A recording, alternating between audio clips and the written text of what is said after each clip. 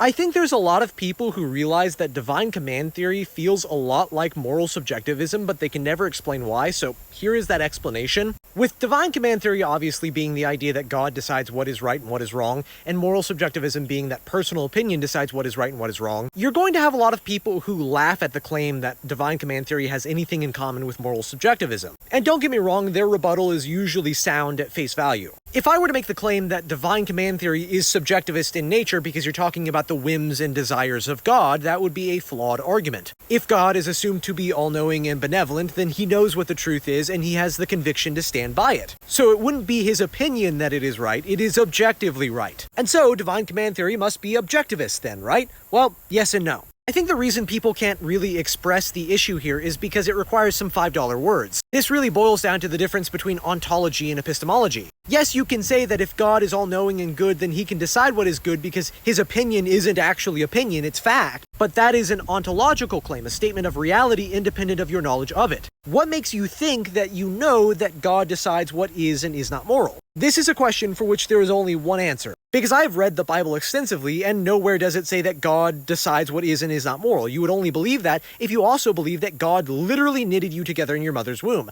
that God literally makes the sun rise and the sun set. As I've gone over in a previous video, you can say that God is responsible for morality in so much as you could say that he implicitly or metaphysically knitted you together in your mother's womb, that he does the same for the sun, but it cannot be an explicit command that doesn't make any sense. Because you're not just talking about God when you're talking about his commandments, you're talking about the recipient of those commandments, us. I cannot commit murder and not commit murder at the same time, and so God cannot command me to do X and not do X at the same time. You cannot say that God's commandments decide what is moral as if they decide what is moral devoid of his creation. Indirectly, implicitly, or metaphysically, he can make decisions about what is moral through his creation, but at that rate, you just look at his creation to make statements about his creation. God didn't decide that that stick fell. Gravity is the reason why that stick fell. Under objectivism, things just are what they are and they exist. The reason divine command theory and moral subjectivism feel similar is because they are. They are both intellectually lazy because they don't want to consider difficult concepts like naturalism, and they both ask a question that is antithetical to the concept of objectivism. If something is true, then who decided that it was true? Nobody. If somebody decided that it was true, then it wouldn't be objective. For the subjectivist, morality does not need agreement or cultural context to exist. And for the divine command theorist, morality does not need